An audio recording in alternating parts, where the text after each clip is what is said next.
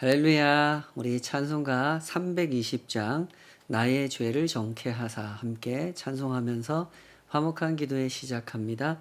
320장 찬송입니다.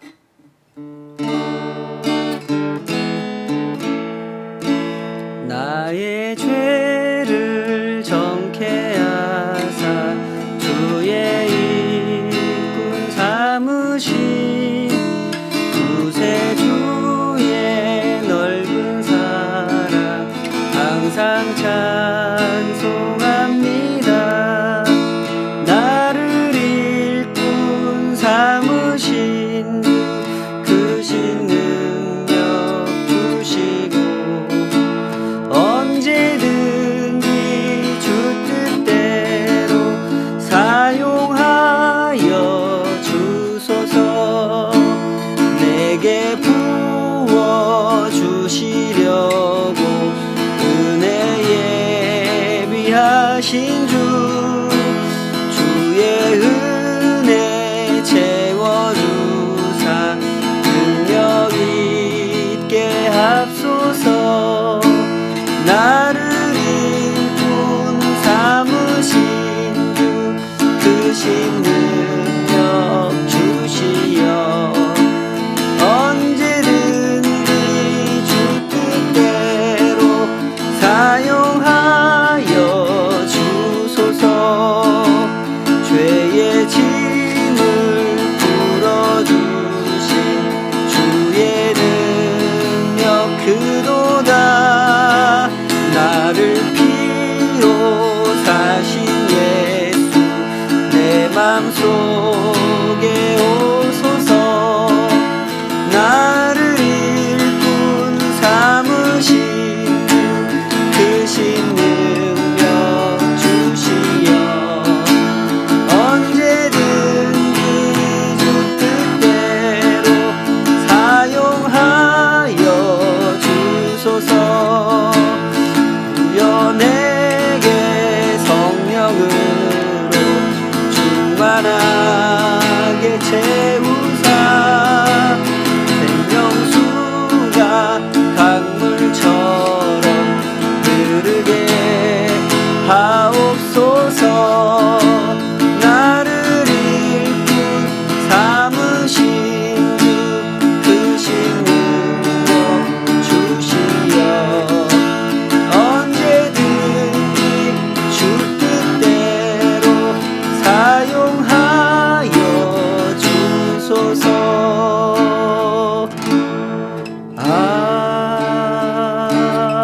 아멘.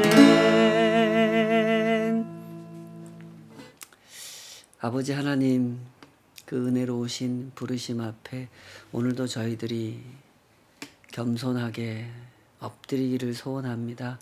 주의 음성, 그 가르침 앞에 저희들이 듣고 배우고 또 살아가기를 원하오니 저희들을 통치하고 섭리하고 계시는 그 거룩한 손길을 주님 저희들이 알게 하여 주시옵소서. 눈을 들어 보게 하여 주시고 깨닫게 하여 주시고 거룩한 감격으로서 저희들에게 허락하신 한순간순간을 살아갈 수 있도록 붙잡아 주시옵소서. 예수님의 이름으로 기도하옵나이다. 아멘. 요한복음 6장 1절에서 15절까지 주어진 말씀으로 혼자 산으로 떠나가시니라, 이런 제목으로 함께 하나님 말씀 헤아려 보도록 하겠습니다. 오늘 본문은 보시는 바와 같이 이 표적으로 시작해서 표적으로 끝납니다. 이렇게 시작하죠. 6장 1절 2절. 그 후에 예수께서 디베랴의 갈릴리 바다 건너편으로 가시매 큰 무리가 따르니 이는 병자들에게 행하시는 표적을 보았음이라. 표적 이야기로 시작해서 표적 이야기로 끝나는 본문이죠. 시작하면서 언급한 표적이나 끝나면서 언급한 표적이 그런데 둘 다 긍정적인 뉘앙스로 이렇게 밝은 분위기로 언급이 되고 있지는 않습니다. 큰 무리가 따르는 것도 좋은 일이고 표적이 나타났다는 것도 당연히 좋은 일입니다. 그런데 왜 뉘앙스가 박지 못할까요? 조합이 적절하지 않기 때문에 그렇죠. 예수님을 따르는 큰 무리가 표적의 의미를 올바로 이해하지 못하고 있었기 때문입니다. 요한복음을 읽어가는 내내 우리는 이런 장면들을 자꾸 목격하게 되죠. 갈릴리 가나에서 두 번째 표적을 보이신 그 사건을 요한이 언급할 때도 이렇게 언급했죠. 4장 45절 갈릴리에 이르심에 갈릴리인들이 그를 영접하니 이는 자기들도 명절에 갔다가 예수께서 명절 중 예루살렘에서 하신 모든 일을 보았음이더라. 갈릴리로 돌아오시면서 예수님께서는 예상하셨던 반응을 만나게 되죠. 그리고 이미 경험하셨던 반응, 그것을 만납니다. 그게 어떤 반응이었습니까? 예수, 그 요셉의 아들이잖아. 그 녀석 어릴 때부터 우리가 봤는데 그 녀석이 랍비가 됐다고? 그 녀석이 메시아라고? 하는 식의 반응인 거죠. 그래서 이 4장 43절 44절 이 어간에 보면 갈릴리로 들어가시면서 예수님이 이렇게 말씀하세요. 선지자가 고향에서는 높임을 받지 못한다. 이런 반응은 6장 41절 42절에서도 확인이 됩니다. 오늘 본문 조금 뒤에 이어지는 본문이죠. 6장 41절 42절 자기가 하늘에서 내려온 떡이라 하심으로 유대인들이 예수에 대하여 수군거려 이르되 이는 요셉의 아들 예수가 아니냐 그 부모를 우리가 아는데 자기가 지금 어찌하여 하늘에서 내려왔다 하느냐. 계속 이런 반응들이 이어지죠. 또 죽어가는 아들을 고쳐달라고 예수님 앞에 찾아왔던 왕의 신하가 있지 않았습니까? 그 신하를 꾸짖는 어조로 사실은 그 신하한테 하신 말씀은 아니지만 이렇게 말씀하셨죠. 4장 48절 예수께서 이르시되 너희는 표적과 기사를 보지 못하면 도무지 믿지 아니하리라. 말씀드린 대로 예수님께서 이 말씀을 하신 것은 이 왕의 신하, 이 사람이 가지고 있는 태도를 보려고 하신 것이었죠. 이 신하도 다른 유대인들처럼 예수님께서 보여주시는 그 표적을 대하는 태도가 왜곡되어 있는지를 확인해 보시려고 일부러 이렇게 꾸짖는 말씀을 하셨던 거죠. 왕의 신하는 그런 태도를 가진 사람이 아니었다 하고 확인을 받았지만 대부분의 당시 유대인들은 그러지 못했죠. 예수님께서 꾸짖으신 그대로였습니다. 그래서 예수님은 표적을 보고 예수님을 영접하거나 따르는 사람들, 그들을 긍정적인 태도로 대해 주실 수가 없었던 거죠.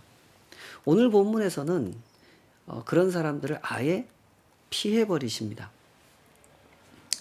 3장에 보면 니고데모가 예수님을 찾아온 그 내용을 기록하면서도 요한은 니고데모가 언급한 표적을 부정적인 뉘앙스로 언급합니다.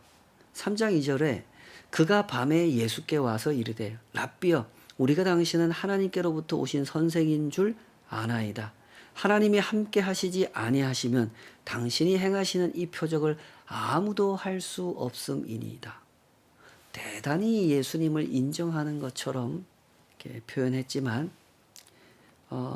사실은 그렇지 못하다 하고 요한이 설명하고 있는 거죠. 예수님의 표적을 인정하고 믿음을 보인 것 같은 그런 태도를 보였지만 이어지는 대화 속에서 확인해 보면 니고데모는 예수님도 올바로 이해하지 못하고 예수님께서 보여주신 표적도 올바로 이해하지 못하고 있었다는 사실이 그대로 노출되죠. 이렇게 본문은 표적 이야기로 시작합니다. 그런데 부정적인 뉘앙스로 시작한단 말이죠. 우리는 이런 점을 항상 염두에 두어야 합니다. 우리가 신앙의 길을 걸어갈 때, 예수님을 따라갈 때 항상 주의를 기울여야 하는 점이 바로 태도라는 거죠. 주님과 인격적인 관계를 맺고 주님을 사랑하면서 한 걸음 한 걸음 동행하면서 따라가는 신앙생활은 필연적으로 올바른 태도를 요구한다는 것입니다. 주님께서 우리에게 다가오실 때, 다가와 말씀해 주실 때 올바른 태도로 반응하는 것, 그것을 원하신다는 거죠. 신앙생활은 어떤 방법이 아닙니다. 요령으로 할 수 있는 일도 아니죠. 인격적인 교제라는 상황에서는 방법을 사용하거나 요령을 사용하려고 하면 할수록 그 관계가 나빠질 수밖에 없는 거죠. 어느 정도 방법도 배워야 하고 또 나름의 요령도 터득해야 합니다. 그러나 그보다도 우선하는 핵심이 있단 말이죠. 그것이 바로 태도라는 겁니다. 우리가 말씀을 대해보면 그렇지 않습니까? 어떤 사람이 말씀을 잘 깨닫습니까? 자기 자신을 한번 생각해 보십시오. 말씀을 연구해서 다른 사람을 가르치려고 하는 사람 잘 못 깨닫습니다. 말씀을 잘 읽고 잘 이해하고 묵상해서 주님께서 원하시는 그 말씀 속에서 원하셨던 그 뜻대로 순종하려고 하는 사람, 그 사람이 말씀을 잘 깨닫게 돼 있습니다. 하나님을 바로 알고 하나님을 바로 섬기는 신앙생활은 이런 거죠. 그것은 방법도 아니고 요령도 아닙니다. 그것은 태도인 것입니다. 바로 그런 점을 극단적으로 지적해 주신 장면이 5장 39절에서 44절이죠. 안식일에 병자를 고쳤다고 예수님을 정죄하던 그 유대인들에게 예수님은 일침을 가하셨습니다. 너희가 성경에서 영생을 얻는 줄 생각하고 성경을 연구하거니와 이 성경이 곧 내게 대하여 증언하는 것이니라. 그러나 너희가 영생을 얻기 위하여 내게 오기를 원하지 아니하는도다. 나는 사람에게서 영광을 취하지 아니하노라. 다만 하나님을 사랑하는 것이 너희 속에 없음을 알았노라. 어떤 과목이든지 어떤 내용이든지 가르침이라고 하는 것은 그렇지 않습니까? 피아노를 가르치든지 공부를 가르치든지 뭘 가르쳐 보면 그때 알게 되는 겁니다. 가르침을 받는 이 학생이 어떤 태도로 나의 가르침에 임하고 있는지 그 마음의 태도가 보이죠. 어떤 학생은 선생님 말씀을 한 글자도 안 놓치려고 한마디도 안 놓치려고 그런 태도로 배우는 학생이 있는가 하면 어떤 학생은 다 아는데 어제도 하신 얘기인데 오늘 또 하시네 하면서 듣는 학생도 있죠. 이 우리 사람의 눈에도 보이는 태도가 하나님의 눈에 어떻게 안 보일 수가 있겠습니까? 우리가 이 주제를 좀 더 깊이 생각해 보시면 좋겠습니다. 어떻게 하면 올바른 태도를 가질 수 있을까 하는 겁니다. 어떻게 해야 올바른 태도를 가질 수 있을까요? 예수님 말씀 속에 사실 그 답이 있습니다. 올바른 태도를 가지려면 진실한 사랑이 있어야 됩니다. 내가 피아노를 잘 치려고 하는 사람, 피아노를 사랑하는 사람, 그 사람이 피아노 선생님이 가르쳐주는 그 말씀을 한마디도 놓치지 않으려고 듣는 거죠. 올바른 태도는 여기서 나오는 거죠. 주님을 사랑하되 그 사랑이 좀 작다 이런 건 괜찮습니다. 근데 주님을 사랑하는데 되게 큰 것처럼 표현했는데 진실하지 않다. 이건 대단히 문제가 되는 거죠. 이 큰 무리, 예수님을 따르고 있는 이 큰 무리의 문제가 뭡니까? 주님의 표적을 보고 추종하는 그 열정은 대단합니다. 예수가 우리의 왕이다. 대단한 열정을 뿜어냅니다. 그러나 그들의 마음속에 하나님을 사랑하는 진심이 없단 말이죠. 그래서 주님은 그 안식일 논쟁, 5장에서 유대인들과 안식일 논쟁을 하다가 분명하게 이 사실을 지적하신 거였죠. 다만 하나님을 사랑하는 것이 너희 속에 없음을 알았노라. 우리가 명심해야 할 사실은 이것입니다. 예수님을 주님으로 모시고 살아가는 신앙생활은 연기로 할 수 있는 일도 아니고 흉내를 내서 할 수 있는 일도 아니고 인간적으로 만들어낸 어떤 열정으로 감당할 수 있는 일도 아니라는 겁니다. 하나님을 하나님으로 신앙하는 길은 우리의 삶이어야 한다는 겁니다. 사랑한다는 이야기는 다른 말로 표현하면 그것이 내 삶이다, 이런 뜻인 거죠. 사랑을 어떻게 연기로 하겠습니까? 잠깐 무대에서 카메라 앞에서는 그걸 위해서 뭔가 연기할 수 있겠지만 삶 속에서는, 실제 현실 속에서는, 하나님이 보고 계시는 앞에서는 절대로 그렇게 할 수 없는 거죠. 때문에 이런 일이 발생하는 겁니다. 사람들은 대단한 열정으로 예수님께 모여듭니다. 큰 무리가 모여들었습니다. 그들은 표적을 보았고 예수님을 왕으로 세울 온갖 마음의 준비를 다 갖췄습니다. 그러나 예수님은 전혀 그들과 함께 할 생각이 없으십니다. 예수님은 전혀 다른 생각을 하고 계셨죠. 6장 5절 6절 예수께서 눈을 들어 큰 무리가 자기에게로 오는 것을 보시고 빌립에게 이르시되 우리가 어디서 떡을 사서 이 사람들을 먹이겠느냐 하시니 이렇게 말씀하시면 친히 어떻게 하실지를 아시고 빌립을 시험하고자 하심이라. 큰 무리가 모여들었습니다. 그런데 이야기가 어떻게 전개됩니까? 요한은 의도적으로 이 큰 무리라는 표현을 반복합니다. 2절에서도 언급한 말을 5절에서도 또 9절에서도 안드레의 입을 통해서 언급하고 10절에 가면 또 언급합니다. 왜 이렇게 많이 여러 번 큰 무리가 모였다, 이 얘기를 반복할까요? 예수님께서 곧 일으키실 이 표적을 설명하려고 그러는 거죠. 사람은 너무나 많은데 떡은 너무나 부족합니다. 그러나 예수님께서는 이것이 전혀 문제되지 않는다는 걸 보여주려고 하시죠. 왜 그렇습니까? 예수님께서 친히 떡이 되시기 때문에 그렇습니다. 이 얘기가 무슨 얘기냐? 이 얘기는 조금 후에 6장 32절 33절에 가면 예수님께서 직접 설명하시는 얘기죠.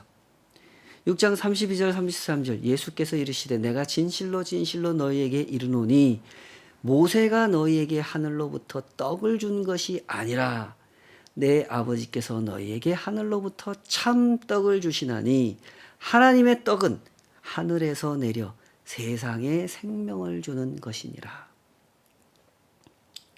무슨 얘기인지 아시겠죠?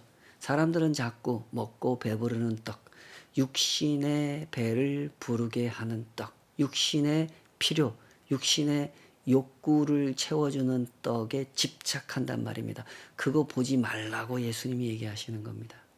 내가 너희들한테 보리떡 5개, 물고기 2마리로 5,000명을 먹인 이 표적을 나타낸 것도 너희들의 그 육신의 필요를 채워주려고 하는 것이 아니라 참떡, 하나님이 너희에게 주시는 참떡, 너희와 하나님의 관계를 회복하는 그 생명, 그 근거가 바로 예수 그리스도에게 있다. 이거 가르쳐 주려고 그 이적을, 그 표적을 나타낸 것이다. 이 말씀을 하신 거죠. 우리가 주님을 모시고 살아가는 동안에 항상 주의해야 되는 것이 이것입니다. 내가 보는 것, 내 눈이 꽂히는 것, 내 감정이 필을 받는 것, 내 계산이 자꾸 머무는 그곳을 주목해서는 안 된다는 겁니다. 예수님께서는 왜 오병이의 표적을 보여주려고 하신 겁니까? 생명의 떡 이야기를 하시려고. 진짜 너희들에게 필요한 떡이 무엇이냐? 너희들에게 있어야 할 진짜 생명이 무엇이냐? 그 얘기를 하시려고 이 표적을 보여주셨다는 거죠. 그러나 이 큰 무리는, 그리고 예수님 곁에서 아주 가까운 위치에서 예수님을 따르고 있던 그 제자들조차도 아직 예수님께서 보여주려고 하시는 그것을 주목하지 못하고 있는 상태죠. 6장 6절 이렇게 말씀하시면 친히 어떻게 하실지를 아시고 빌립을 시험하고자 하십니다. 이 시험은 테스트죠. 예수님께서 가르쳐 주신 것, 예수님께서 보여주신 것, 이것을 얼마만큼 익혔는지, 얼마만큼 습득하고 있는지 그것을 확인하려고 하신 시험입니다. 예수님은 이런 분이십니다. 제자들에게 무엇을 가르치고 난 후에 시험하시는 분이죠. 가르치신 것에 대해서 얼마나 성장했는지 세심하게 확인해 보시고 인내와 사랑으로 또 가르치시고 또 기대하시고 또 가르치시고 또 확인하시는 겁니다. 철이 없을 때는, 삐딱한 마음을 가지고 있을 때는 예수님께서 시험하시는 게 그렇게 싫습니다. 어리석어서 그렇죠. 그러나 철이 들면 시험이 나에게 있다는 것, 그것을 감사할 줄 알게 되죠. 그 시험을 통해서 나를 확인하려고 하시는 하나님의 그 마음을 감사하게 되는 것이죠. 예수님께서는 그렇게 빌립을 시험해 보고자 하셨던 것입니다. 내가 보는 것, 거기에 너의 눈이 주목하고 있느냐? 아니면 내가, 예수님이 너에게 보여주려고 하는 것, 그것을 내가 주목하고 있느냐? 그걸 시험해 보려고 하셨던 거죠. 친히 어떻게 하실지를 아시고 이랬습니다. 예수님께서는 이 일을 어떻게 진행하려고 하시는지 이미 그림을 다 그려놓으신 상태입니다. 그런 상태에서 빌립에게 테스트를 해보신 거죠. 그러나 빌립도 안드레도 낙제 점수를 받았습니다. 참 안타까운 장면이죠. 이 제자들이 어떤 사람들입니까? 요한복음 1장부터 예수님을 쭉 따라다닌 사람들입니다. 갈릴리 가나 혼인잔치집 사건도 알고, 니고데모 이야기도 알고, 사마리아 수가성 이야기도 알고, 안식일 베데스다 병자를 고치신 사건도 알고, 그 뒤에 유대인들과 논쟁하신 상황도 다 압니다. 다 봤고 다 들었고 다 경험했습니다. 5장 24절 내 말을 듣고 또 나 보내신 자를 믿는 자들은 영생을 얻었고 심판에 이르지 아니하나니 사망에서 생명으로 옮겼느니라. 이 말씀 다 배운 사람들. 생명, 영생. 예수님께서 거듭 참된 생명이 뭐냐, 영생이 뭐냐, 하나님과 회복된 관계를 누리는 게 뭐냐, 이 말씀을 거듭 말씀하시고 가르치셨죠. 제자들은 그것을 다 보고 듣고 배운 사람들이란 말이에요. 그런데 아직도 깨닫지 못하고 있는 겁니다.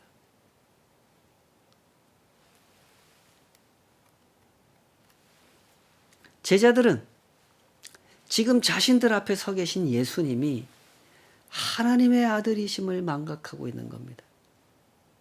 아직 모르고 있는 거죠. 예수님은 두려운 하나님을 아버지 하나님으로 부르게 하시며 수가성의 여인과 대화하실 때 그 얘기 하셨죠. 즉 하나님과 사람의 어긋난 관계를 회복하심으로써 사람으로 하여금 아버지 하나님께 참되게 예배하도록 인도해 주시는 분, 그분이 예수님이다. 그 얘기를 거듭 설명하셨음에도 불구하고 제자들은 아직 이 예수님을 이해하지 못하고 있는 거죠. 여러분께서는 어떠십니까? 여러분은 예수님이 어떤 분이라고 알고 계십니까? 어떻게 배우셨고 어떻게 배우신 것을 어떻게 이해하고 계십니까? 예수님께서 거듭 말씀하시는 생명, 영생, 하나님과의 관계가 회복되는 삶, 이 말씀을 어떻게 듣고 어떻게 이해하고 어떻게 경험하고 계십니까? 신앙생활이라고 하는 것은요, 눈이 바뀌는 사건입니다. 인식의 대전환. 토마스 쿤이라고 하는 학자가 그런 말 썼죠. 패러다임 쉬프트 이런 말을 썼는데 그런 게 일어나는 겁니다. 인식의 대전환이 일어나는 겁니다. 하나님이 안 계신 줄 알고 살던 삶, 하나님이 없는 줄 알고 살던 삶을 살다가 하나님이 계시다는 사실을 확인한 후 하나님과 함께 사는 삶을 살게 되었으니 이 사람의 마음에서 인식의 대전환이 일어날 수밖에 없는 거죠. 다시 말해서 하나님과 상관없이 모든 일을 겪다가 하나님의 섭리 하에서 모든 일을 겪고 있다는 사실을 알게 되었으니 삶에 대한 인식이 전혀 달라질 수밖에 없는 것입니다. 그러므로 오늘 본문의 메시지를 주목해 보십시다. 이 세상에 지금 필요한 것은 먹고 배부를 떡이 아닙니다. 생명의 떡이신 예수님이 필요하다 이 말이죠. 이 세상에 지금 표적이 필요한 것이 아닙니다. 표적을 대하는 올바른 태도, 표적을 이해하는 올바른 자세가 필요한 거죠. 내 욕망을 위해 존재하는 믿음이 아니라 내 모든 삶을 걸고 따를 만한 가치가 있는 것, 그것에 대한 믿음이 필요한 것이죠. 빌립과 안드레는 낙제했습니다. 왜 낙제했습니까? 출제의 의도를 놓쳤기 때문입니다. 계산이 틀렸기 때문입니다. 예수님을 올바로 이해하지 못했기 때문입니다. 이런 상태를 우리가 흔히 하는 말로 우물안 개구리라 그러죠. 자기의 좁은 시야에 스스로를 가두어 놓고 사는 사람입니다. 내가 보는 것이 전부라고 생각하는 사람이죠. 예수님을 빼놓고 자꾸 계산하는 겁니다. 그러니까 계산이 틀릴 수밖에 없죠. 6장 7절 빌립이 대답하되 각 사람으로 조금씩 받게 할지라도 200데나리온의 떡이 부족하리이다. 빌립의 계산은 우물안 개구리식의 계산이었습니다. 어릴 적에 돼지 엄마가 소풍 가는 날 새끼들 세는 숫자를 자꾸 틀리지 않습니까? 맞죠? 그 동화가? 그런 이야기하고 비슷합니다. 자꾸 자기를 빼놓고 숫자를 세니까 숫자가 틀리죠. 빌립의 계산에 한 가지가 빠져 있습니다. 예수님을 빼놓고 자꾸 계산을 하는 거죠. 그러다 보니 계산이 틀릴 수밖에 없는 것입니다. 6장 8절 9절 제자 중 하나 곧 시몬 베드로의 형제 안드레가 예수께 여짜오되 여기 한 아이가 있어 보리떡 5개와 물고기 2마리를 가지고 있나이다. 그러나 그것이 이 많은 사람에게 얼마나 되겠사옵나이까. 안드레의 계산법 역시 예수님을 빼놓은 계산법입니다. 안드레의 눈에도 역시 이 많은 사람들만 보일 뿐 예수님은 보이지 않는 거죠. 1장에서 5장까지 예수님을 따라다니면서 그 많은 표적을 보았다고 하는 그 사실이 지금 이 순간 이 제자들에게는 아무런 영향을 미치지 못하고 있다는 겁니다. 보시다시피 이 표적을 대하는 태도의 문제, 잘못된 태도의 문제는 큰 무리에게만 있었던 것이 아닙니다. 이 제자들에게도 동일하게 문제였죠. 표적을 봤지만 그 표적의 의미를 올바로 이해하지 못했고 예수님을 따랐지만 그 따름의 의미를 올바로 이해하지 못했던 겁니다. 따라가고 있는데 내가 지금 왜 따라가는지를 모르는 겁니다. 믿는다 그러는데 내가 지금 왜 믿는지를 모르는 겁니다. 그러다 보니 이렇게 주님의 의도조차 헤아리지 못하고 엉뚱한 계산, 엉뚱한 대답만, 엉뚱한 대안만 내놓고 있는 거죠. 이 순간 예수님께서는 제자들의 무지함을 잠시 접어두시고 표적을 나타내십니다. 계획하셨던 일이 있으셨으니까요. 10절에서 13절 예수께서 이르시되 이 사람들로 앉게 하라 하시니 그곳에 잔디가 많은지라 사람들이 앉으니 수가 5,000명쯤 되더라. 예수께서 떡을 가져 축사하신 후에 앉아있는 자들에게 나눠주시고 물고기도 그렇게 그들의 원대로 주시니라. 그들이 배부른 후에 예수께서 제자들에게 이르시되 남은 조각을 거두고 버리는 것이 없게 하라 하시므로 이에 거두니 보리떡 5개로 먹고 남은 조각이 12바구니에 찼더라. 이 사건은 분명한 표적입니다. 구약 성경에 모세를 연상하게 하는 이미지가 가득 차 있는 표적이죠. 하나님께서 전에 모세를 들어 자기 백성을 구원하셨던 것처럼 이번에는 예수님을 들어 자기 백성을 구원하실 것이라는 그런 사인을 주는 사건인 거죠. 표적이란 그런 것입니다. 예수님이 바로 그 메시아, 바로 그 구원자가 맞다 하는 사실을 드러내는 이벤트인 거죠. 그러나 오늘 본문은 표적을 확인하는 것으로만, 이 예수님이 그 메시아 맞다를 확인하는 것으로만 전개되지 않습니다. 이 표적에 사람들의 오해가 더해졌고 예수님을 왕으로 세우려는 적극적인 행동이 이어졌고, 그 모습을 보시고 홀로 산으로 떠나버리신 예수님의 행동이 이어집니다. 우리는 여기서 일련의 사건들이 보여주는 그 강조점을 놓치지 말아야 되는 겁니다. 믿음과 불신을 구분할 줄 알아야 된다는 것이죠.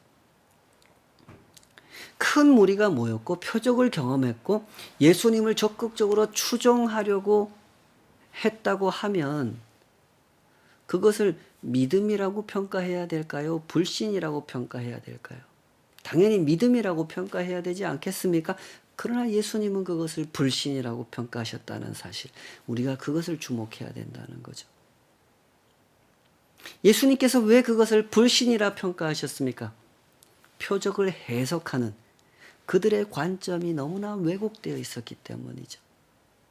예수님은 하나님의 구원을 보여주려고 표적을 나타내 주셨으나 그들은 하나님의 구원에 관심이 없었단 말이죠. 하나님의 구원이 무엇입니까? 이 세상의 죄를 알게 하고 하나님의 은혜를 알게 하며 하나님의 용서 안으로 들어오게 하시는 진짜 유월절, 그 은혜를 맛보게 하는 것이죠. 모세 시대에 경험했던 그 첫 번째 유월절과 같은 하나님께서 은혜롭게 역사하시는 유월절, 그것을 맛보게 하려는 겁니다. 그것은 곧 십자가로 나타날 것이고 부활로 나타날 겁니다. 그러나 그들은 예수님을 왕으로 세우려고 했죠. 그 옛날 사무엘 선지자에게 이스라엘 백성들이 요구했었죠. 우리에게도 왕을 세워달라고.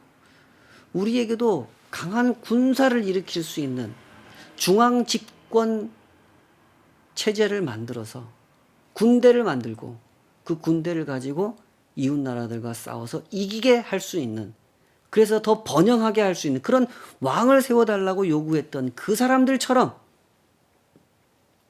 지금 예수님 앞에 이 큰 무리도 왕을 원했던 거죠. 군사를 일으키고 로마를 무찌를 왕, 그런 왕을 원했단 말이죠. 때문에 예수님께서는 그들을 떠나버리셨던 겁니다. 이 장면을 연상해 보시기 바랍니다. 오병이어의 표적을 체험한 사람들이 막 환호를 합니다. 예수가 우리의 왕이다. 예수가 우리의 왕이다. 막 외치고 있는데 예수님께서는 떠나버리십니다. 환호하는 목소리는 가득했지만 정작 그 자리에 계셔야 할 분, 그들이 왕이라고 외치는 그분은 그 자리를 떠나버리셨단 말입니다. 이런 일은 사람들의 세상에서 수없이 반복된 일이라는 사실을 꼭 기억하시기 바랍니다. 사람들은 각자 자신이 원하는 그림을 떠올리면서 예수님을 연호하죠. 예수가 우리의 왕이다. 중세 카톨릭의 그 십자군이 그랬고, 권력을 차지하기 위해 서로 싸웠던 서유럽의 왕들이 그랬으며, 번영을 사모하는 현대의 크리스찬들이 그랬죠. 그러나 그 자리에 예수님은 계시지 않았습니다. 계실 수가 없는 거죠. 중요한 것은 이것입니다. 예수님께서 떠나시지 않게 해야 된다는 겁니다. 오죽하면 떠나시겠습니까? 이들을 구원하러 오신 분이 오죽하면 떠나시겠습니까? 어떻게 해야 예수님이 떠나지 않습니까? 다른 비법이 있는 게 아닙니다. 내가 내 욕심대로 그려놓은 그림, 그걸 내려놔야 되는 거죠. 우리에게는 언제나 이런 숙제가 있다는 사실을 기억하셔야 됩니다. 사람의 머리는 끊임없이 그림을 그리는 기계입니다. 내 욕망이 원하는 그림, 그 그림을 끊임없이 그려내고 있죠. 이 문제를 극복하는 방법은 딱 하나입니다. 하나님께서 그려주신 그림을 내 머릿속에 채워넣는 거죠. 이 가슴 속에 채워넣는 것입니다. 하나님의 그림이 나의 그림이 될 때 예수님은 진정 우리 곁에 계실 것이고 우리는 진정 예수님을 믿고 따를 수 있게 되는 것이죠. 부디 이 복된 길을 걸어가도록 하십시다. 예수님의 그림과 나의 그림이 같은 그림이 되는 그때 우리에게는 믿음이라는 것이 진정 믿음직스럽게 경험되는 축복의 사건이 되는 것이죠. 함께 기도하십시다. 아버지 하나님, 우리의 눈을 열어 믿음이 무엇인지 가르쳐 주시옵소서. 믿는다고 외치는 사람들은 많지만 예수가 우리의 왕이라고 환호하는 사람들이 언제나 많이 있었지만 예수님은 그들을 떠나버리셨습니다. 떠나버릴 수밖에 없었던 이유를 주여 우리가 잘 기억하게 하여 주시옵소서. 오직 주님이 원하시는 바 그 거룩한 그림이 우리의 마음속에도 내가 원하는 그림 되게 하여 주시옵소서. 주님이 보여주신 하나님의 구원이 우리에게도 우리가 그토록 사모하는 구원이게 하여 주시옵소서. 그리하여 하나님과 함께 이 구원의 길을 걸어가며 그 동행의 기쁨을 누리고 그 구원을 세상 가운데 흘려보내는 거룩한 통로가 되도록 주여 우리를 사용하여 주시옵소서. 예수님의 이름으로 기도하옵나이다. 아멘.